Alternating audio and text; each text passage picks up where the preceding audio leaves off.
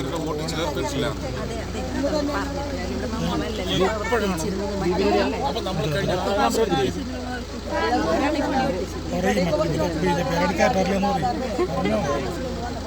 അതിന് ഒരു കാര്യം കൂടി ഞാൻ പറയാം.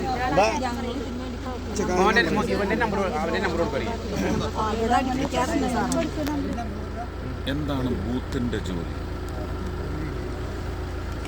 ബൂത്തിന്റെ ഇൻചാർജിന്റെയും ബൂത്ത് പ്രസിഡന്റിന്റെയും ജോലി എന്താ? അങ്ങനെയാണെങ്കിൽ പിന്നെ എന്തിനാ അടുപ്പിക്കാത്ത സ്ഥലത്തേക്ക് എന്നെ കൊണ്ടുവന്ന എന്താവശ്യത്തിനാണ്? നിങ്ങൾ എനിക്ക് വോട്ട് മേടിച്ചു തരാനാണെങ്കിൽ വോട്ട് ചെയ്യുന്ന പൗരനോട് ഉണ്ടാവണ്ടേ?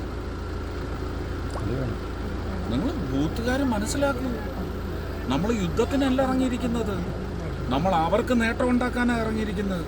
അതിനെന്നെ സഹായിച്ചില്ലെങ്കിൽ നാളെ ഞാൻ ട്രിവാൻഡ്രത്തേക്ക് ഞാൻ അവിടെ പോയി രാജീവ് ചന്ദ്രശേഖരന് പ്രവർത്തിച്ചോളാം. എനിക്ക് ഒരു താല്പര്യമില്ല. ഭയങ്കര കഷ്ടമാണ് കേട്ടത്.